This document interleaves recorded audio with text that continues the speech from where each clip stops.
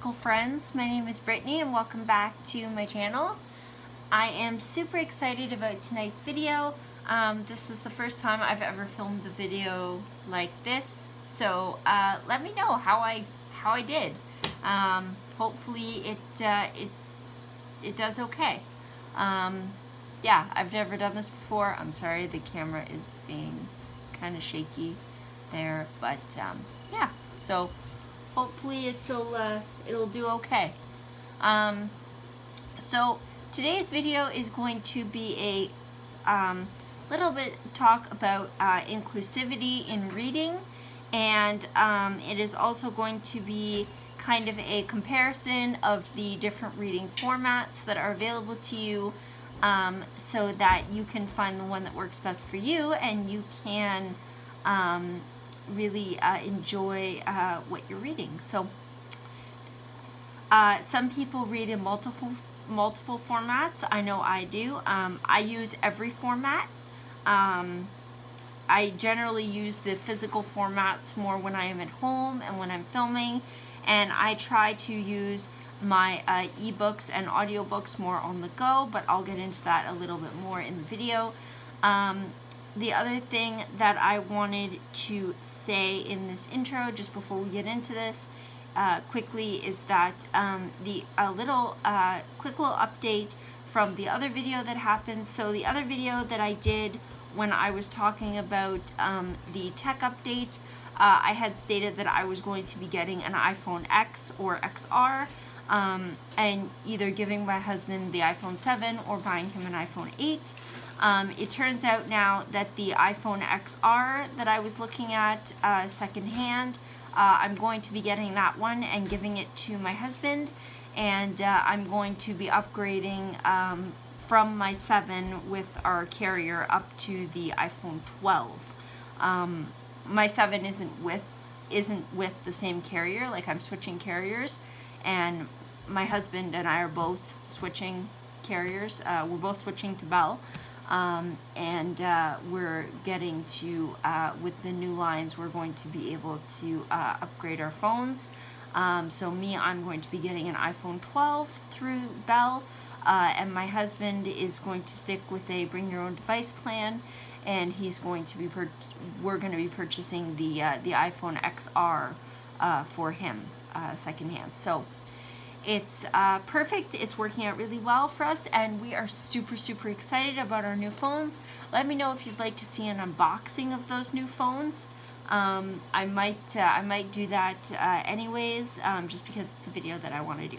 So without further ado, let's just get into the video. So when it comes to reading, and when it comes to books and reading, there are essentially 4 different formats. So this book is in my little book sleeve right now. So there are essentially 4 different formats. We have hardcover books, we have paperback books, we have ebooks, and we have sorry, this is my iPad, and as you can see, the screen is really badly cracked. I bought it this way. I only paid $100 for this iPad 6th Gen because I bought it used and it was cracked, and but I made sure it was still usable, obviously. I just need to get the screen replaced. I don't know if and when I'll be able to afford to do that with getting my new phone and everything, but we'll see. I do want to make that a priority soon, so that way then when I do get my new iPad from RBC, I'll have 2 working iPads, which is very important for me for other reasons, AAC communication reasons. But anyway, you also have audiobooks as well. I'm just going to bring up this Audible here. I'm just going to open that up so you guys can kind of see that. So yeah, so you basically have these 4 formats. Now I'm just going to very briefly go through each of them, and then I'm going to talk a little bit about inclusivity in reading, and then that will be that. So the first format that I want to talk about is the hardcover book. So the hardcover book is obviously, it is the heaviest of the formats. It is the book where there is normally a very pretty cover. There's a dust jacket. On the inside, you can see the writing on the inside when this book is naked is blue on the spine. A lot of times they have colored writing on the spine. Colored end papers are very common. It's your basic hardcover book. Hardcover books are very long lasting. They can take much more, I want to say abuse, but they do tend to last a lot longer than paperback books. It is the longest lasting physical format. They are also the more expensive physical format. But they are excellent for collectors. I line my bookshelves with mostly hardcover books because I love them as a book collector. I'm a big collector of fantasy books, but also, and I do read them. It's not that I don't read them. I do read them occasionally, but I generally only read them at home. They're not something that I take on the go just because they are so heavy and they don't really fit in my purse very easily, and they're just really heavy and hard, awkward to lug around. So yeah.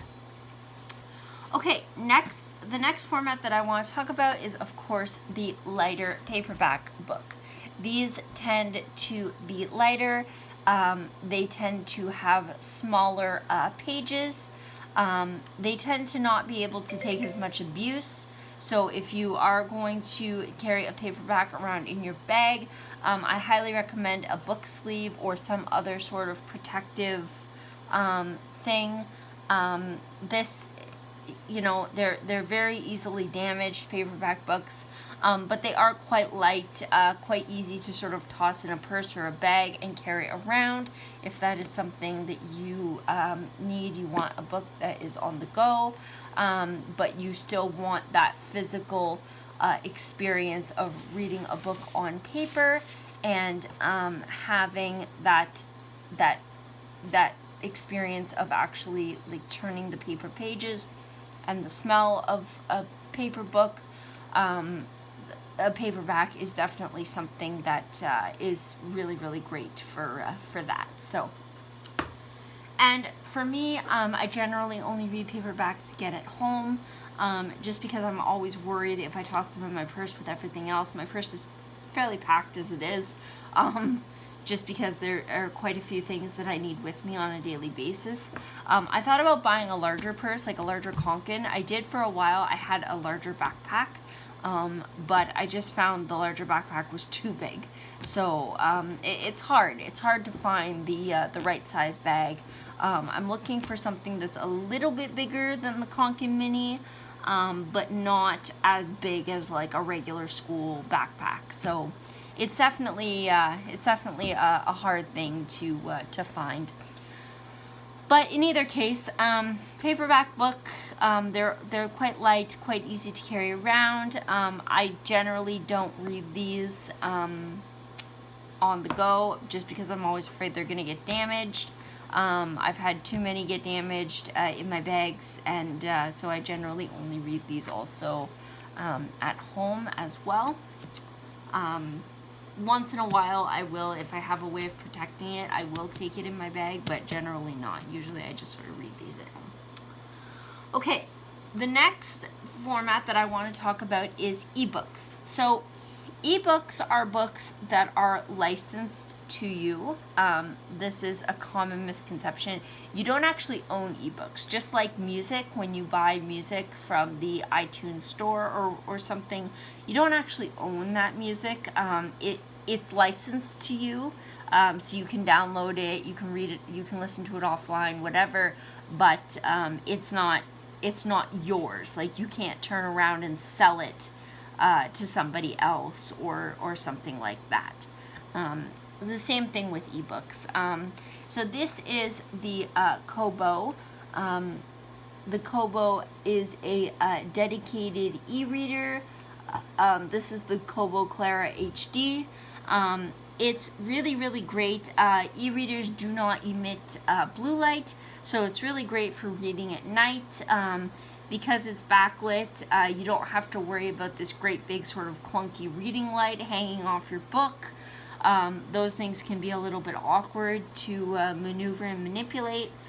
This just makes reading at night so easy. It's lightweight. It's very, very easy. It's so small, it fits in my purse very easily, and it can hold thousands of books on this thing. You don't get the same experience as reading sort of the paperback book.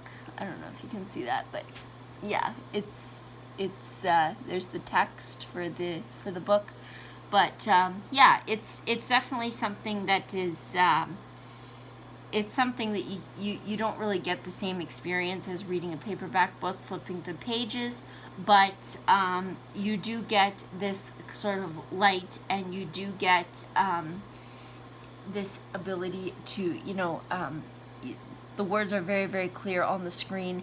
It almost kind of mimics reading a paperback. There's almost no glare. It looks like there's a lot of glare right now just because I am filming it, so the backlight is kind of reflecting off the light above my camera. But in actuality, though, there is, like, if I hold it up, you can see there. That's a little more like it. There's little to no glare off the screen when you actually do look at it. There's little to no glare. So, yeah. The other great thing about e-readers is, and I talk about this a little bit more, but there is this ability to, I just got to put it down here, but it does have sort of different settings that give you the ability to change the font. Just a second here, guys. I just gotta readjust you here for a second. Give me one moment. Hey guys, sorry about that. So I've just sort of adjusted the lighting. That should be a little bit better. I just kind of want to adjust the whoops. Whoopsie. I'm just gonna kind of adjust the brightness on this. So there we go. There, that's better, and I'm just gonna bring the brightness right down. Yeah, there we go. There. So the brightness right now is only at 8%. So it does get a lot brighter than this, but this is just so that you guys can see it a bit easier. So if you do look, there is, well, right here at the top, there is this text thing, and if you tap it, there we go. It comes up, and it actually allows you to change the text of the change the font and the text size, and this is really important. It's really important for inclusivity in reading, which we'll get into in a minute. But the point is, though, is that these are essentially digital copies of books that you can take with you wherever you go, and one e-reader can hold thousands of books, and they're also fantastic for kids. E-readers are very, very, very durable, and they're great if you want your child maybe to get more into reading, and you know, maybe they want a tablet or an iPad or something, but you don't want them to have one, or like a smartphone, but you don't want them to have one. You're worried about them, you know, getting on the internet or playing inappropriate games or whatever. Get them an e-reader. It is still a piece of tech, but the only thing you can do with it is read books.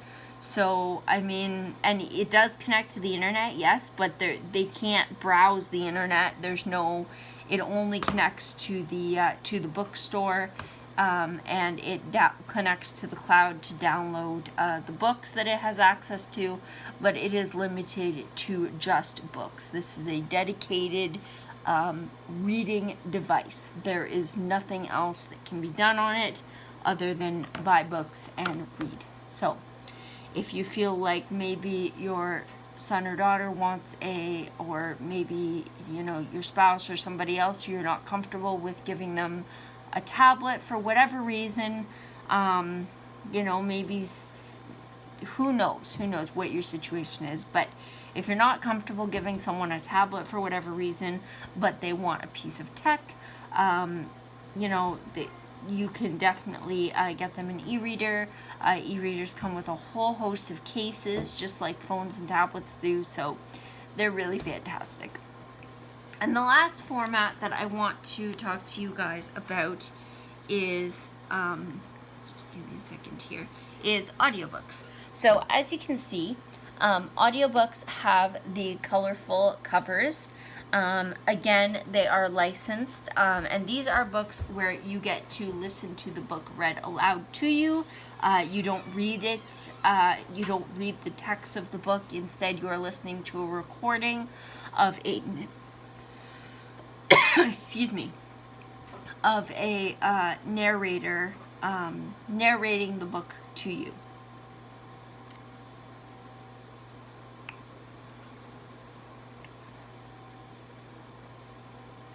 So, so you're listening to a recording of a narrator narrating the book to you, and audiobooks are fantastic. You can listen to them anywhere. Audible is my favorite. It has so many audiobooks.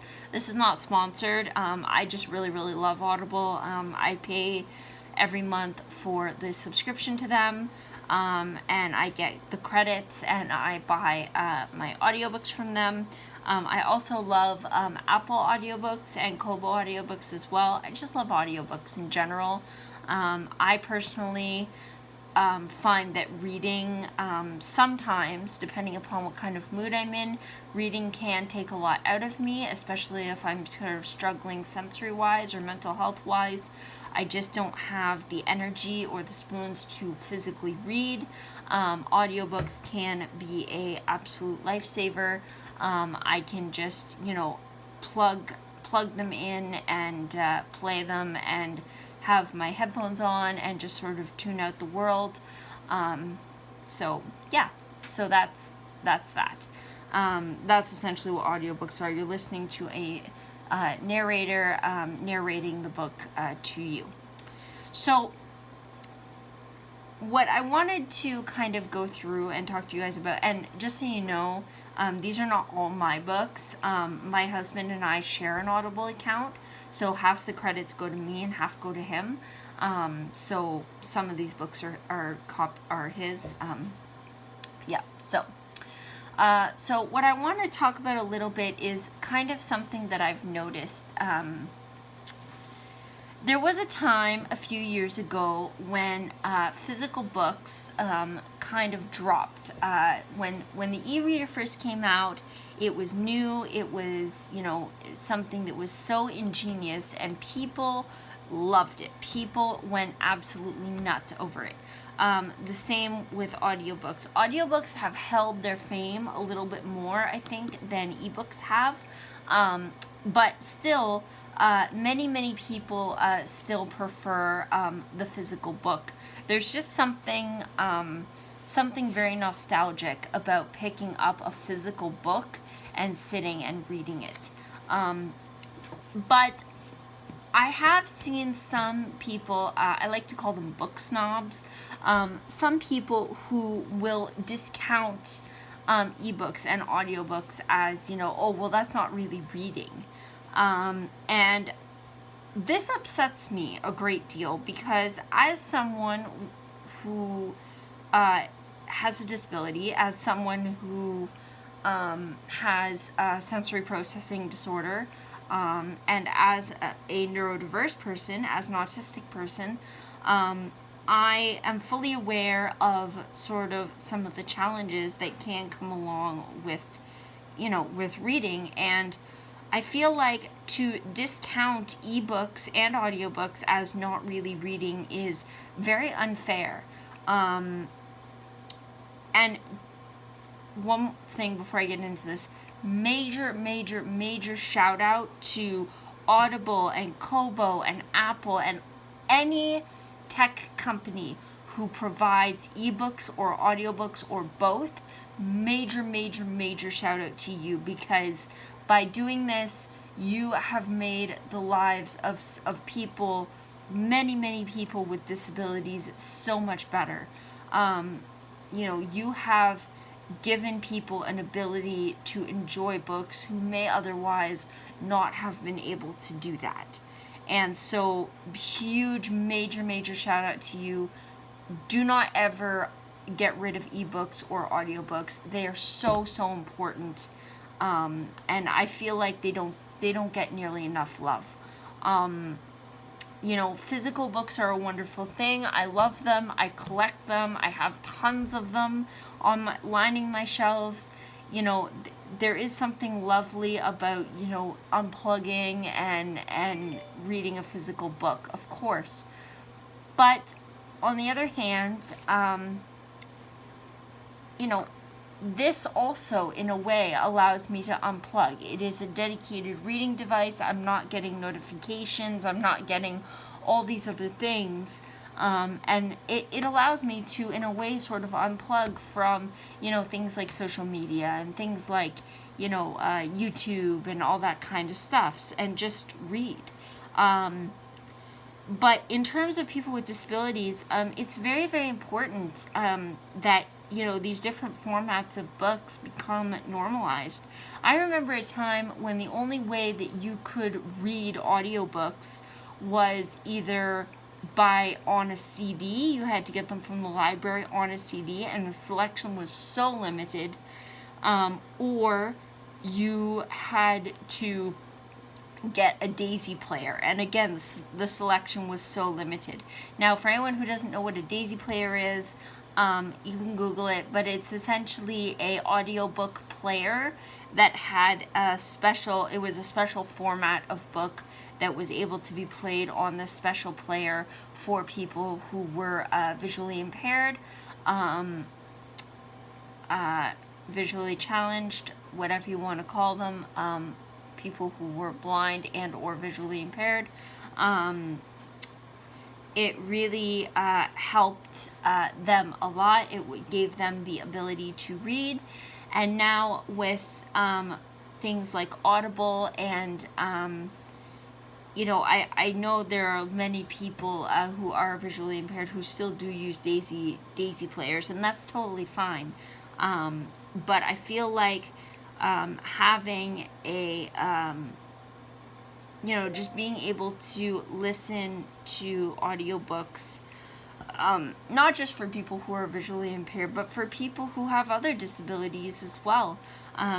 Some people, maybe they, like me with sensory processing disorder, sometimes it's a lot easier for me to, not read physically and to hear a book read to me instead. And some people who even don't have disabilities, some people who are they're just more auditory people. They enjoy more having a book read to them as opposed to reading themselves.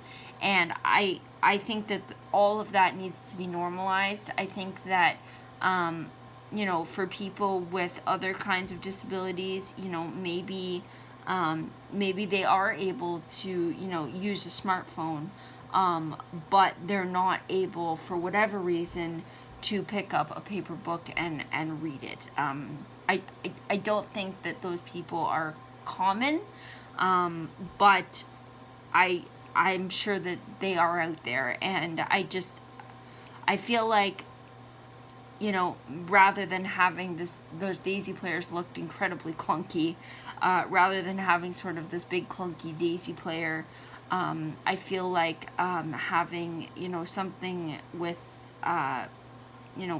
just having the ability to listen to audiobooks through services like Audible is just, it's so important. And for some people, it's a matter of time. many people, they don't have the time to sit and physically read. So having the ability to listen to a book as they're doing other things is just so beyond important. I know for myself, just being able to listen to a book being read to me, sometimes it can be the difference between, I gotta say, Audible really has changed my life. As an autistic person, being able to put on a book and listen to it being read to me, any book that I want, and having that convenience of having it on my tablet or on my smartphone, is really has made the difference, can be the difference for me between a really good day and a day that is truly hell. So yeah, it's just, it's something that I think needs to be normalized, and I please don't invalidate those who have disabilities or those who use ebooks or audiobooks to read. So, some people, perhaps they are, the same goes for ebooks. Some people who have ebooks, or have an e-reader, they can't read a physical book. Perhaps the print is too small for them, or perhaps the font that it's typed in is difficult for them to make out. And so the benefit of ebooks is that it allows you to, again, change the font. I'll just see, so publisher default. So you can see all these different fonts. I can change it to whatever font is, best for me. And I just think that that's so important. You can change the line spacing. You can see it changed there. You can shift the margins. You can change the font size and make it, nice and big. Not all books are printed in large print. Not all books have large print options. And so this gives those accessibility options to people who maybe struggle reading a paper book. And that's just so important. Maybe some people, they struggle with flipping a page, the dexterity that it requires to go like this and to turn a page. It requires a certain amount of dexterity to do it without, ripping the page or something. But this is, it's solid, and, you can tap it and it will, or you can swipe it. I have mine set to swipe, but some people have it set to tap, where you can tap the edge of the screen and it will flip to the next page. And so for some people with physical disabilities or challenges, it's so important to have these different formats normalized, to be inclusive of those with disabilities. So please, if you're a book snob who invalidates ebooks and audiobooks as not really reading, please don't. Please stop. It's just, it's hurtful, and it's not necessary. And to those companies who do get flack for, providing these things that are, considered to be not real books, quote unquote, please ignore it. You guys are doing a life-changing thing here, and it's so important. I do wish that, when you bought an ebook or an audiobook, that you owned it, as opposed to it strictly being licensed to you. That's unfortunate, because I'm always afraid that if a company, goes under, God forbid, but, if Audible went under, or if Kobo went under, that I would lose all those books, and lose access to those stories in that way, and that really frightens me. So I would ask not only that you please do support ebook and audiobook companies, whether that be Apple or Audible or Kobo or Kindle, whatever it might be, Nook, you know, but I would also ask the companies to, if you can, I know it's hard, but if you can find a way to make it so that when you buy a book, that when you buy an ebook or an audiobook, that you would own it, as opposed to it just being licensed to you. That could make all the difference, because that is coming out now, and that is one of the reasons why many people still prefer paper books, is because when you buy a paperback book or a hardcover book, you own that book. You know, it's not going anywhere. It can't be taken away from you. You own it yourself, and that's one of the main reasons why it's many people still prefer the physical copies. That's one of the main reasons I still buy physical copies. Even if I have an ebook copy and an audiobook copy of a book, I still will buy a physical copy of the book, just because I need that feeling and that security of owning the book and knowing that it's never going to go anywhere. It will always be there for me to read no matter what. So if you guys can if the companies could find a way of providing that same assurance with ebooks and audiobooks, that would be a wonderful thing. I don't know what the laws are around that. I have no idea what that's like. But if that could be accomplished, that would be an incredible thing for those with disabilities who maybe would like to own some books. You know, without, you know, and not just have them be licensed to them. You know, that they would like to own their own library of books, and be able to read and or listen to them. You can still get audiobooks on CD, of course, but many of the new books coming out are not being processed on CD. CDs are kind of becoming obsolete now. And it's just so important that we allow people to still own things for themselves. There's a sort of sense of pride in that, and it's just really, really important. So please, please, please, I would ask that you try to find a way to allow people to own these digital copies of these books. You know, in order to be even more inclusive of those with disabilities. It's so important. Okay. I hope you enjoyed me kind of going over these 4 different formats of books.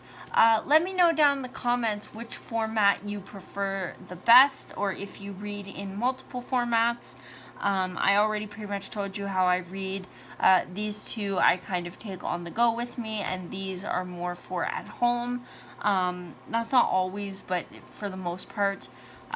So yeah, let me know what you thought, and let me know what your favorite format of book is, and I will see you guys all next time.